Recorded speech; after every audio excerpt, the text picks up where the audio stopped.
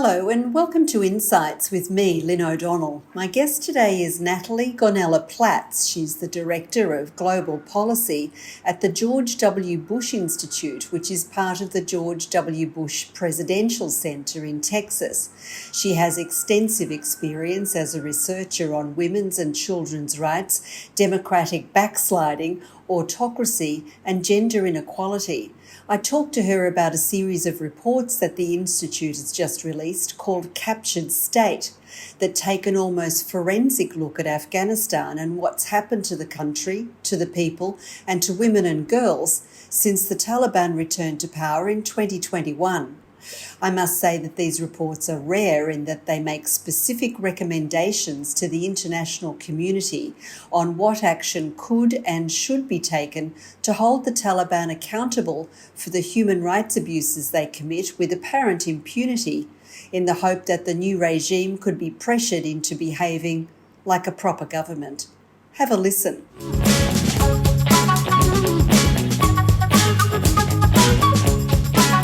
Natalie Gonnella-Platts, welcome. It's my honour to be talking to you, and I'm very happy that you have joined me today. Can you please start by describing the series of reports that have been released by the George W. Bush Institute? So the George W. Bush Institute continues to work on issues of importance to our leadership, both during their time in the White House in Washington, D.C., and what they call the quote-unquote afterlife here in Texas. And across all of the work that we do, we ground that work in freedom, opportunity, accountability, and compassion.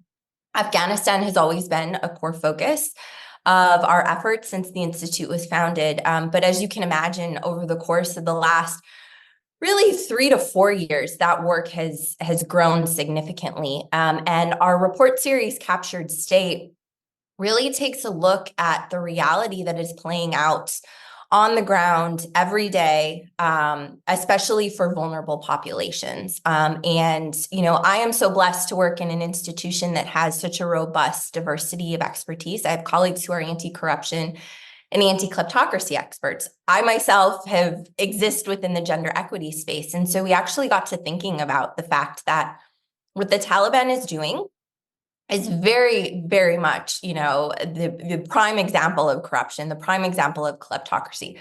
These two nefarious actions have been endemic in Afghanistan for decades. We have to acknowledge that, the role that, these actions played in what happened in 2021. But the fact that the Taliban are messaging themselves as, combating corruption, combating kleptocracy is entirely a false narrative. And what's even more concerning is the fact that the international community has done very little, not just to push against this narrative, but to hold the Taliban to account for their corruption and kleptocracy, which, has a human cost to it. And so often when we talk about corruption and kleptocracy within the global community, the populations that are affected by these bad actions very often are without a seat at the table, let alone acknowledgement in terms of what these actions do to them day in and day out. And in Afghanistan, it's very clear to see that it is women, children, as well as other vulnerable communities who are bearing the majority fallout of the Taliban's theft, the Taliban's exploitation, and the Taliban's capture of the state. And so our report series essentially aims to set a foundation documenting this. We look at how the Taliban are making and spending their money, what the human cost of that is, and then I think most provocatively, who are the international enablers, both state and non-state actors? And it's not just those who are, very obviously complicit and intentional in their actions, but those who, through their complacency, have become complicit. And I think that warrants a lot greater attention as well. Natalie, you mentioned the lack of accountability and the way the Taliban is trumpeting itself as championing anti-corruption causes. And yet I speak to people in multilateral organizations, including the UN, who say that the Taliban is not as corrupt as the previous government, the Republic government. I don't think there's anybody on the planet who would deny that the Republic government was an incredibly corrupt one. But I don't think we're talking apples and apples. We're talking apples and oranges. It's corruption in a different way, isn't it? I mean, telling me that the evidence for the Taliban's lack of corruption is the fact that they charge all trucks crossing the border exactly the same amount of money to do so. It just doesn't wash with me, and there isn't any pressure for accountability about what actually happens to the money that is charged. And so I know that one of your reports was about enablers.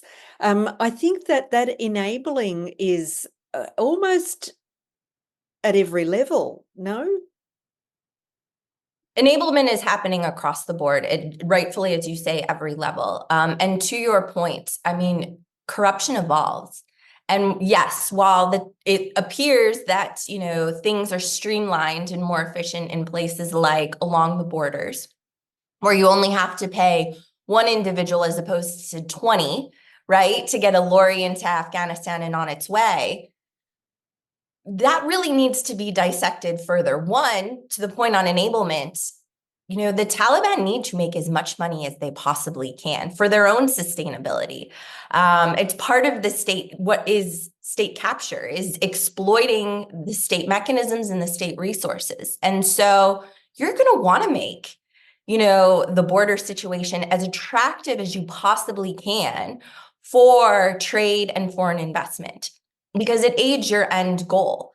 What requires greater scrutiny is, just as you said, where is that money going afterward? If the Taliban have collected record levels of tax and customs revenue, which so many different reports document across various news sources, why are, multilateral institutions, why aren't influencers across all levels really pushing on the Taliban to be more transparent about where that money is going? And the only reason we have some semblance of understanding of where that money is going is because there are a number of independent media outlets who bravely endure day in and day out, led by courageous Afghans who have shared some of that information. And so we know, a vast majority of that goes to things like intelligence and security, propaganda and the like. And if you look at how the Taliban is using the state apparatus for propaganda, for indoctrination, for, courting loyalists, it is incredibly concerning, not just in terms of the evolution of their use of corruption, but the impact that this will have longer term on not just regional, but global security. Well, indeed, but there's also the aid theft and diversion. There was an awful lot of pushback on reporting about that by the very institutions that are allowing this to happen. Denial that the Taliban was diverting aid, and a lack of willingness to look at the Taliban, I think, as a a, a body in itself that is intent on maintaining and entrenching its own power with its own identity. So, you've got that Islamist Pashtunness that by its very nature excludes women, we know, but other nationalities and other religions and sects. And so there has been an unwillingness, I think, by the international community and multilateral organizations to recognize that very definition of the Taliban movement. Oh, so many points there that I want to unpack. To your first point, the emphasis on exclusion, not just exclusion, but let's call it what it is. It's persecution, right? Not just of women, but of minority populations, whether that be ethnic, religious, geographic, there are so many different, ways to unpack that. In addition to the concerning trend within multilateral spheres, for example, to praise the Taliban for their quote unquote ability to uproot corruption, I think it's highly concerning that they've also been applauded at times for their security, right? And their commitment to security. But when was the last time, you saw Taliban leadership speak out against the horrific atrocities regularly committed against the Hazara community, for example, right? Absolute carnage in terms of the bloodshed and the targeting that has taken place. It doesn't happen because it serves a purpose, right? It undermines a population that they, view in the way that they do. And, it is contrary to their goal of exploiting the state. And when it comes to things like the theft of humanitarian aid, the Hazara community very often is left without. Aid is not reaching, these minority populations who face some of the greatest vulnerabilities right now. Likewise, you look at the accounts that have been gathered across so many media sources and other reports, including the work that Sagar continues to undertake, and you hear just absolutely atrocious examples of the corruption that's persisting. The fact that the Taliban have registered hundreds, if not, well over 1,000 NGOs that have inserted themselves. I have heard over and over and over again from advocates that they have been who have organizations operating on the ground, that they have been pressured either to add Taliban loyalist families to aid distribution lists so that they can continue to reach, the communities they serve, or they have been pressured to include Taliban officials within their board or within senior leadership positions. There are accounts too. So Zara Nader, in the work she's doing at Zon Times, had an excellent report documenting a variety of ways, theft of aid is happening.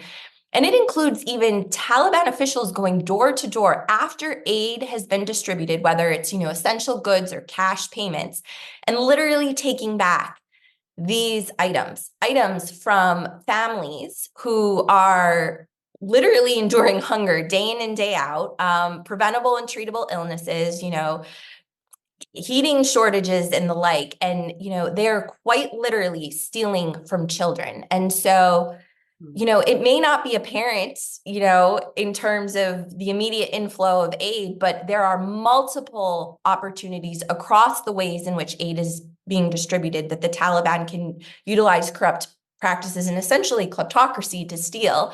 And they're doing exactly that. And that is why the perspectives of Afghans, particularly from diverse backgrounds, diverse communities, really warrants far greater recognition and far more visible and meaningful seats at decision-making tables. And that is still not happening at scale. But Natalie, you and I know about this, and we've obviously known about it for some time. You've done these incredibly comprehensive and detailed reports and drawn on an awful lot of resources and sources to do so. I've been reporting on what's been going on in Afghanistan for a very long time, and very comprehensively, if I say so myself, since the fall of the Republic and the Taliban's return to power. So there is, in my mind, no excuse for no one to know.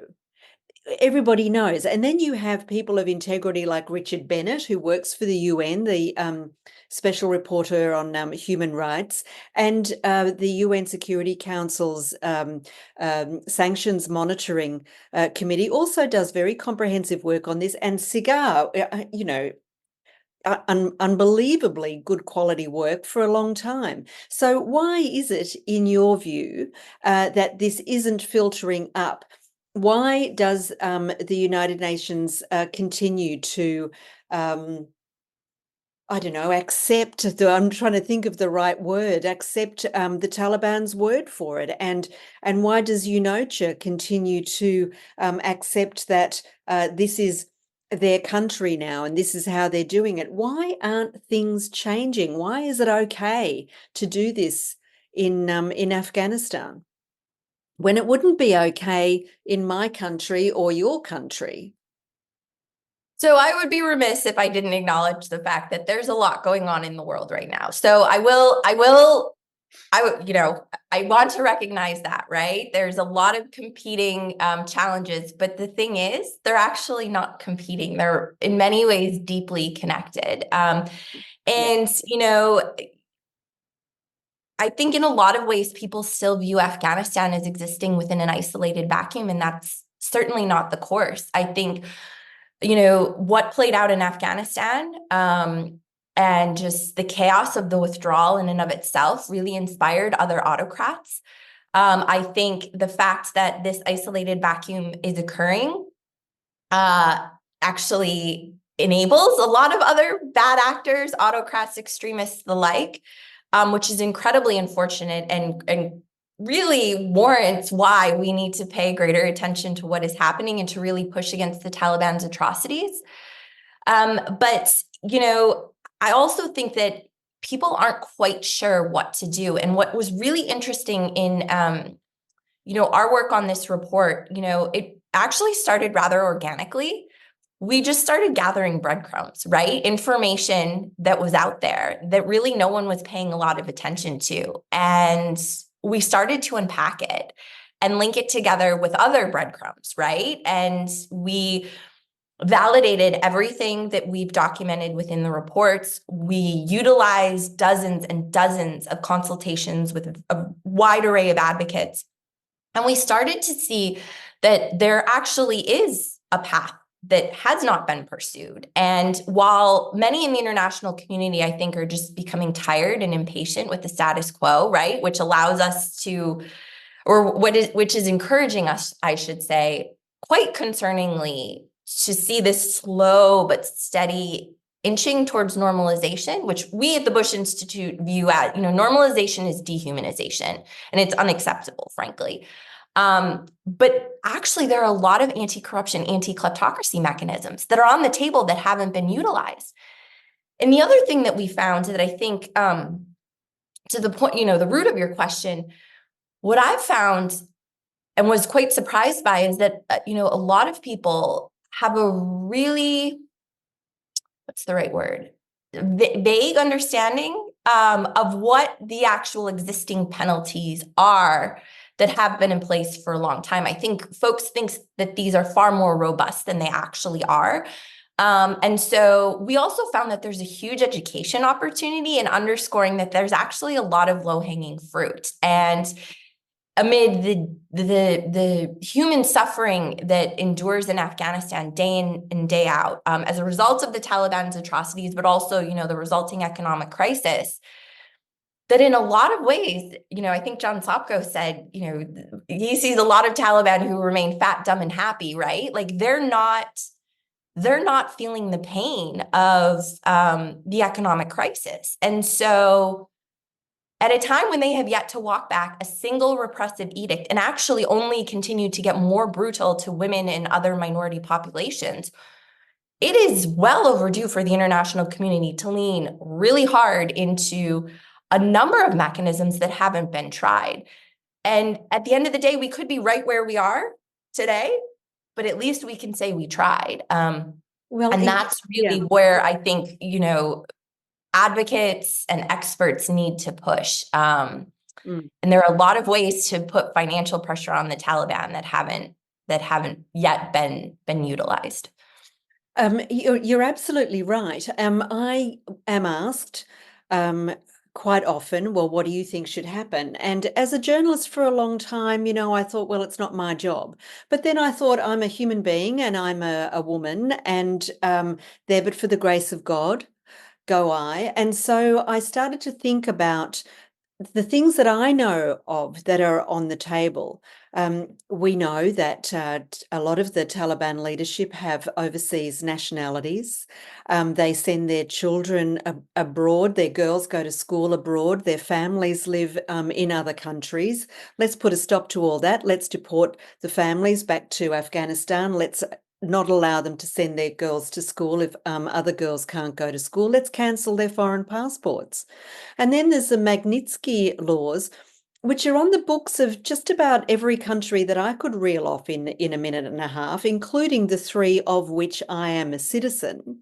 And yet when I was detained and my human rights abused by the Taliban, I contacted a human rights lawyer to pursue at least the possibility of doing something about it, according to the Magnitsky style laws that exist quite broadly, and nothing came of it. So would you mind explaining your understanding of Magnitsky laws and how they could be applied to named officials of the Taliban? I mean, I did consider emailing the FBI and saying, I know where Sirajuddin Haqqani is. Can I have the $10 million reward, please? I mean, nothing has been done. So let's start there. What are the Magnitsky laws? And then how do you think they could be applied?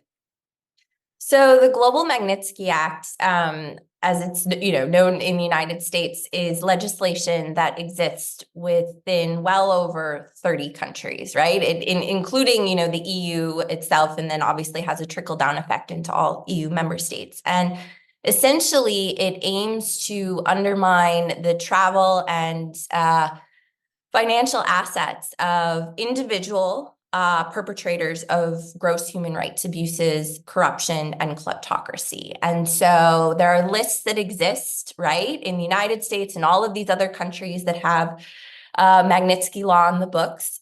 For those who want to know more about its origins, Bill Browder's your guy, his book Red Notice, and so much else that he's written and advocated for. It's named actually after his lawyer, Sergei Magnitsky, who was murdered Putin and the Russian regime.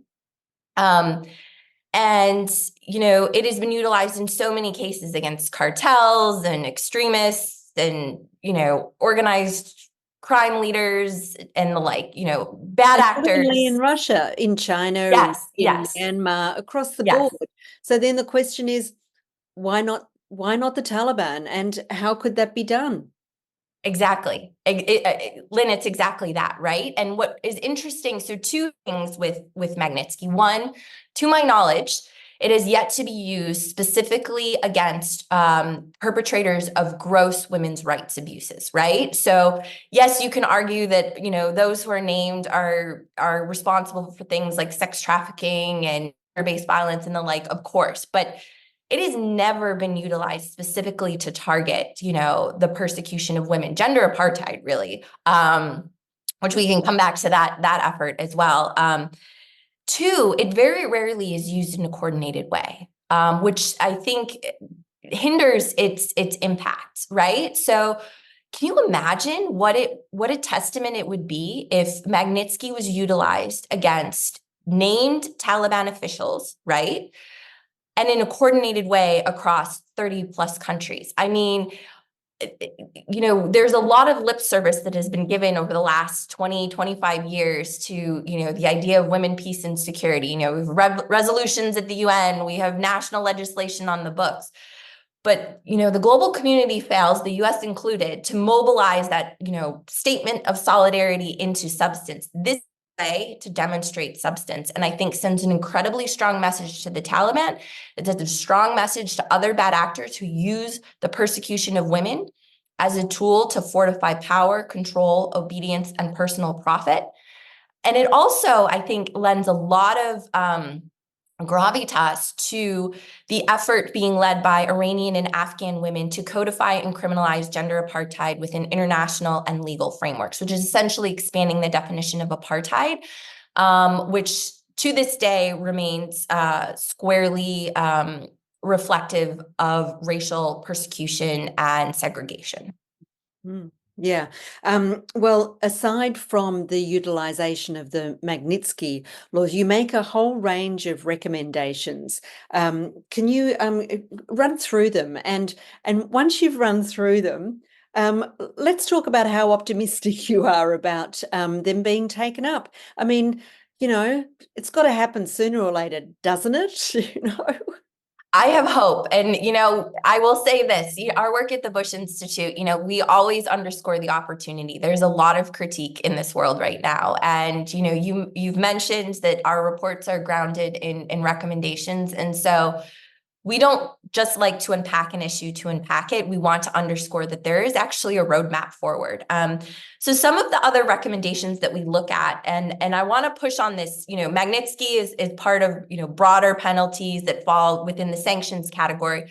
But even looking at the work of the 1988 committee at the United Nations, which essentially is the committee that oversees the sanctions list and the implementation of the sanctions on the Taliban.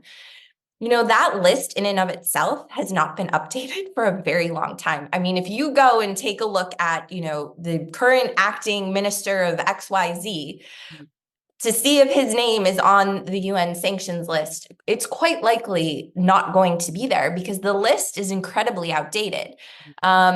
New officials have not been named. For example, Yaqub, who is the defense minister and also the son of Mullah Omar, is not named on that list. And that is a problem. And I'll tell you why that's a problem. So technically, the fact that you're affiliated with the Taliban should send up a red flag, right? When it comes to international travel. That's not happening. And there are multiple examples. There's a growing list, actually. I think the most well-known one is something that happened a couple months ago, which involved a WHO event at The Hague, where the head of the Food and Medicine Authority, Abdul Bari Omar, not only was able to attend the WHO events, but he was able to travel to at least 4 different European countries, right? Because he was issued a Schengen visa, right? The mechanisms that technically should have prevented him from doing so did not. But he's not on the UN sanctions list. He's not on the list that the 1988 committee oversees. And so you can see where there are these loopholes, these gaps that exist within, these robust, quote unquote, robust penalties that a lot of people think are in place. And so updating of the existing sanctions list is something that is long overdue. Likewise, why is the UN Security Council approving travel ban exemptions for Taliban leaders to travel to places like Russia and China on the dime of Russia and China to participate in bilateral discussions, business forums, summits, the like? Yep. They're also approving travel to Turkey for Taliban leaders to access medical care. Meanwhile, women can barely leave their homes. If they can, to take their sick child or themselves to a clinic, that clinic very likely is without the resources needed to support them. I mean, 167 children at least are dying every day of preventable and treatable illnesses. Meanwhile, the Taliban can go for weeks on end to Turkey to get medical care and access their personal assets, right? So, and the UN Security Council votes on this, every single exemption, but those exemptions, the information that's submitted has been described as woefully inadequate in terms of what is usually expected. And so, that's an area where we need greater scrutiny. We also need to ensure that, we've explored things like use of the U.S. Patriot Act, Section 311, which essentially would designate Afghanistan as a primary money laundering concern, which would make it far more difficult for businesses, U.S. businesses, and if other countries, did the same in terms of designation to engage in business deals with the Taliban. And I bring this up because, the Taliban are very, very keen to utilize all of the various, licit revenue streams that they now have captured to enhance themselves and enhance their hold on power. $6.5 billion, just one set of mining concessions that was signed last fall included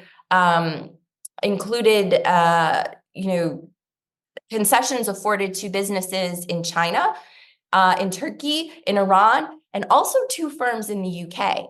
But it wasn't illegal, right? Because the mechanisms weren't in place to prohibit, that engagement, that coordination on business deals. We also look at things like designation of the Taliban as a foreign terrorist organization. We have looked at the fact that, there are incredibly brave advocates who endure day in and day out, right? In terms of their organizations and work to educate girls in underground schools or virtual schools, or to prop up, clinics, to not just, see the independent media prevail, but to literally train citizen journalists so that the Taliban cannot continue their capture of the narrative. Those organizations are woefully underserved when it comes to accessing financial resources. They don't have access to much of, the record level aid appeal that was initiated to respond to the crisis in Afghanistan. And yet, at the end of the day, they're one of our most valuable sources of information right now. So in addition to some of the, financial penalties we also look at the need for greater support, both from public sector institutions as well as private sector philanthropic institutions towards these Afghan-led initiatives. Many of them are registered as nonprofits in places like the United States, Australia, Europe, the UK, the like. They are required to adhere to transparency and accountability mechanisms, and frankly, they're one of the greatest assets that endure in terms of pushing against just this absolute hatred and vitriol that the Taliban continue to carry forward as they exploit the Afghan state and the Afghan people.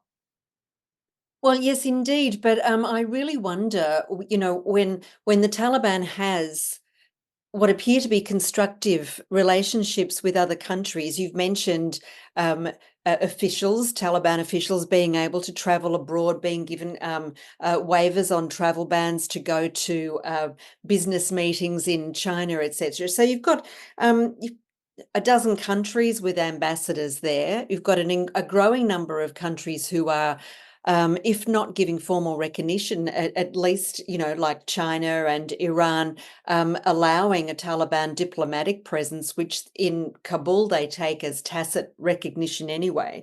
So when you've got Pakistan, Iran, China, Russia, the Central Asian countries, Turkey, the Gulf states, does the rest of the world, now we've cleaved, we've seen the world cleaved between them and us. Does the Taliban care? How I keep hearing the leverage that the West has on getting the Taliban to ease up on restrictions and repression of women is we're getting closer, because what they really want is recognition, and if we make that a condition, then then it'll all work out in the end. But it's not going to work out in the end, is it? There has to be more, like you've been talking about conditions and the recommendations that you've made. But when the world is cleaved in that way between those who want to do business with the Taliban because it means they can get oil and gold and lithium and coal and whatever else, and us, our part of the world, which pretends to have standards that we'd like to hold others to, how hopeful can we be that any pressure on the Taliban is going to yield results? It's a very fair point, and this is a difficult climb for sure. I was incredibly impressed in the summer of 2022 when, led by Ireland, right, Irish leadership, we saw an end to the blanket travel ban exemptions that were in place for Taliban leaders. So for those who may not be as familiar, after Kabul fell and the Taliban regained power, there were blanket exemptions that had existed and were extended every 60 to 90 days. And I think in many ways, people thought that, these would be, they would see, a meeting in the middle, right? Through the continuation of these exemptions. Well, of course, that didn't happen. The Taliban just got more brutal, right? And, it was the spring of 2022 that we knew first, really, look at where we are today. Education, secondary, tertiary levels was not going to be an option for girls, and so many other bad things that they had done since that time. And so summer of 2022, led by Ireland said, no, we're ending, we're not allowing a renewal of these exemptions. They allowed them to expire, and they had the support of a vast majority of, UN member states. If you look at the statements of the Russians and the Chinese and what they did, obviously there's that they were passive in their statements, but they certainly were defending the Taliban in what they said and what they did. But the Taliban, you look at the response from the Taliban. Yes, they did not walk back any edicts, but they were mad and they were vocal about how irritated they were with those expiries. And so, that is one small piece of a very larger puzzle, and it irritated them, And so why are we not pursuing so many other options that exist, knowing that the Taliban continue to profit and exploit human suffering within the country, and that they have shown over the last nearly 3 years that they really are unwilling to walk back any of their positions. And so they're, yes, keen to have legitimacy because it will make exploiting the state that much easier. So why would we make it even easier for them to do so? The other thing I think I want to bring up that we haven't talked about too is it's not just, UN member states, national governments, how we exist within these multinational institutions, but there are also non-state actors who in smaller ways also enable the Taliban's pursuit of legitimacy. And so I think about the fact that, it's April, we're 3 months out at this point, really from this week, right, to the start of the Olympic Games in Paris. And the IOC still has yet to make a decision in terms of what Afghanistan's participation is going to look like. And that is incredibly concerning because if you look at the Asia Games, right, though there was an all-male team that was permitted to participate and a co-ed team sourced from the diaspora and the displaced that was allowed to participate, the Taliban still got their photo op. They still got to walk out in traditional, robes among the community of nations and get the photo op that they so desperately crave because it helps to enable their messaging back home, and it helps to project an air of legitimacy to the international community. And that is incredibly dangerous. And they're not starving. They will ride this out as long as they possibly can. So why would the international community not make it far more difficult for them to endure in the current state of play?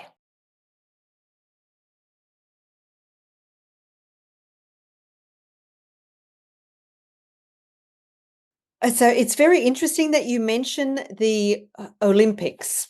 As far as I know, the Australian cricket authorities, the board is called Cricket Australia, is the only sporting body in the world that has banned competition with bilateral competition with Afghanistan because of the Taliban's ban on women participating in any sort of sport.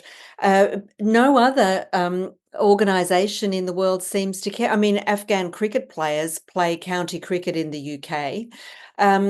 And I was talking to the IOC recently, and they really don't want to. They don't want to engage on this. So Afghanistan, as they did at the Asian Games, will walk out at the head behind the host France, but at the head of the opening ceremony once again. And once again, it's a mealy-mouthed excuse, if I may say, that we encourage all people everywhere to come together with sport. But like you say, Natalie, all it's really going to do is make sure that the Taliban send a message to the home country and to all their fellow travellers that we are accepted the way we are. And, what's been especially infuriating is, I think we just passed 100 days. The Olympic flame officially has been lit and started its journey, right, as it does every Olympic year. And, there's been I've seen a lot on social media celebrating the fact that, the participation of female athletes will be at record levels, right? And we're going to celebrate that while at the same time, women in Afghanistan, as well as, you look at what other autocratic, ideological led regimes like the Islamic Republic in Iran, have done to female athletes as well. They are enduring absolute persecution solely on the basis of gender. And it is a travesty. It's a slap in the face to all of the progress that has endured in terms of women's participation at the Olympics. I also want to bring up the fact FIFA, for example, right? And FIFA did a lot to get, female athletes who are at risk out of Afghanistan.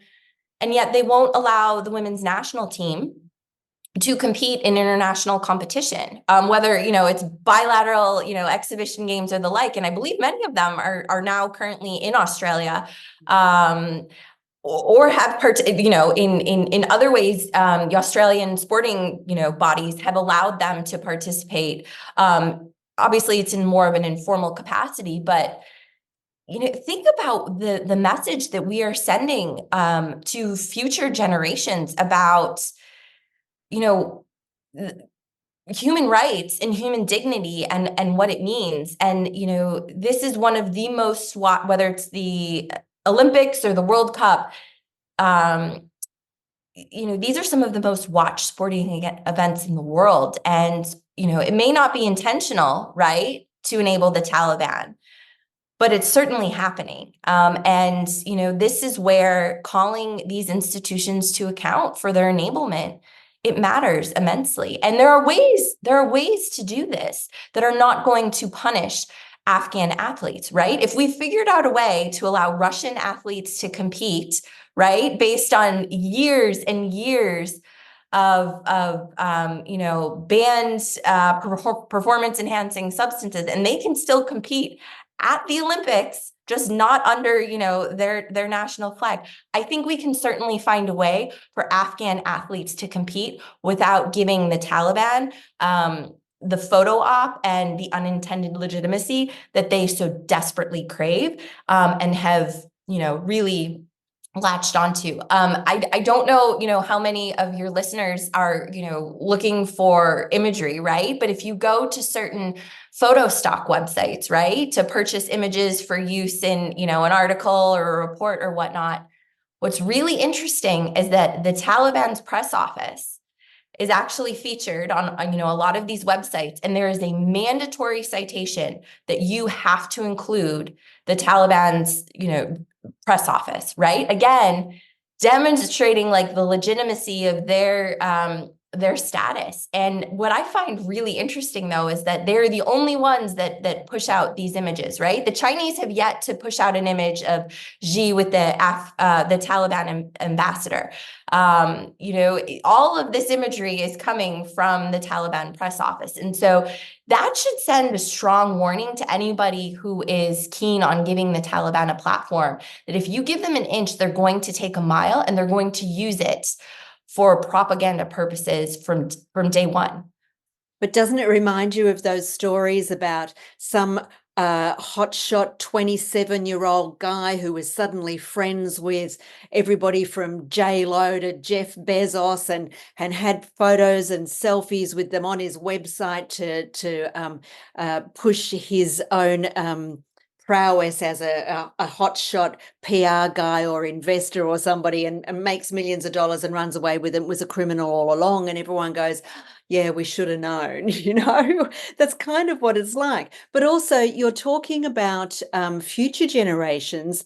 I really wonder about the message that I'm getting from this enabling of the Taliban's repression by organizations that my taxes go to support. I don't think it's just the girls and women of the future. I think it's the girls and women of the rest of the world, as well as Afghanistan right now. And it's not being contextualized in that way.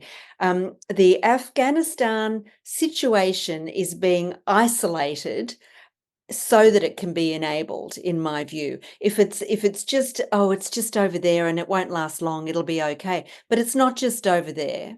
And 3 years is already far too long, and it does affect me. And I think that it also, we're seeing in America a pushback against women's physical autonomy and rights overall. So it's really quite frightening, I think, now, not just for future generations. Absolutely. I mean, the status and well-being of women and their children all over the world, right, is at risk. Yep. in today, in some form or another. And what is happening to the women and girls of Afghanistan is the most archaic example of, this rollback in rights, and agency that is playing out. And it is an absolute travesty. And it is not just, an issue that exists, over there, right? It's not my problem. It doesn't affect me in my daily life. And so I can see, right? I don't agree, but I can see how, the enablement of apathy, indifference can really take hold. And there's a huge human cost, right? In Afghanistan, sacrifices that were made. And so, I understand that. I was a senior in high school when September 11th happened. It had a considerable impact on the trajectory of my life, right? And the work I do today. But there's a lot of generations who are so removed from that, right? Like I have younger cousins who weren't even alive when September 11th happened. So, understanding the context and attributing it to your daily life is, it's difficult. It's so far removed for some, but that is why this work in using platforms of visibility, it's incredibly important. We all stand on the shoulders of giants. We all have a responsibility to one another.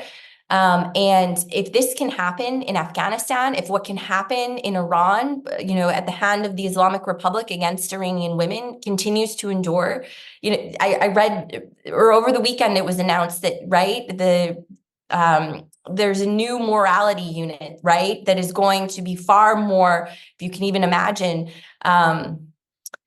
violence, let's call it what it is, in sort of their pursuit of women who defy the hijab law in Iran. If this can continue to persist, and not just persist, but get more brutal as the days pass, I mean, what hope do any of us have in terms of, the status of our rights and dignity as time goes on? And I have been so incredibly impressed with the courage, the tenacity of Afghan women who not only endure day in and day out, but at great personal risk, stand up to their oppressors. And they don't just need our solidarity, our statements of support. They need substance, and they need, the global community, democracies around the world to demonstrate that we believe just as fully in our foundational values as the Taliban believe in their, ideological manipulation and exploitation of faith in Afghan culture. And I think that, I think about the radio address that Mrs. Bush gave in November of 2001. She was the first person other than a US president to give the presidential radio address. And she used that entire opportunity to call attention to the brutality that Afghan women and girls faced day in and day out. I mean, talking about fingernails being ripped off for wearing nail polish, and just the gross violation of rights, the gender-based violence, the like, and the impact that had on, women in the United States mobilizing. I mean, it was a catalyst for the creation of U.S. Afghan Women's Council and so many incredible organizations like ARZU and others that stood up and said, I'm not just going to stand by, I'm going to educate myself, and I'm going to do something. I mean, we all have the capacity, whether it's time, talent, or treasure, to lend our support. And, far more persons of influence need to be talking about what's happening in Afghanistan. You cannot identify as a feminist and remain silent on what is happening to the women and girls of Afghanistan. But it's not just the influencers, it's literally everyone, and not just women. Like, if you have a sister, if you have a mother, if you have a daughter, if you have a grandmother, you should care about what's happening right now. And so I have hope that more will join this fight, more will push to amplify the voices and the lived experience of those who are, risking their lives to change things, not just for themselves, but for the future of their country. And amid a time where we are seeing women's rights roll back in so many capacities across the globe, it's actually Afghan women, I think, who give me the most hope, because, again, they face a grave risk in all of this. And so, that's why I continue to do this work. And I am sure a lot of this is why you continue to do this work. And hopefully, this conversation will inspire others to join us. Well, let's hope. Your passion, Natalie, is certainly inspiring for me, because I often feel like the work that I do disappears into an ether and makes very little difference, and that can be disheartening. But the reports that you have done for the Bush Institute, and listening to you talk about it now, it is inspiring, and I'm very happy to have spent this time with you. So tell me again, so listeners can find the reports. What are they called? What's the website? So you can find our report series, Captured State. There's 3 reports within the report series on our website, bushcenter.org. And in addition to the reports, you will see the long and very robust array of content and advocacy that we have undertaken for well over a decade in support of Afghan women, children, and other vulnerable populations. And I would be remiss, Lynn, if I didn't express my just gratitude and admiration for all of the work that you have done and continue to do. You've set such an incredible foundation and so tirelessly, push forward on this day in and day out. So I would be remiss if I didn't extend my gratitude to you as well. Well, thank you, Natalie. That's very, very kind of you, and I'm very happy to hear that. Thanks so much. That was Natalie Gonnella-Platts, Director of Global Policy at the George W. Bush Institute. She talked about what's been happening in Afghanistan under the control of the Taliban: corruption, abuse of rights, discrimination and bigotry, power for its own sake. She also talked about how the Taliban can be held to account, something not many people are willing to do. I hope you enjoyed it. Next time, I'll be joined by Mohsin Dawar, a Pakistani lawmaker and rights advocate. We'll be talking about Project Taliban, something he knows a lot about. I hope you'll join us. Until then, this is Lynne O'Donnell. Bye-bye.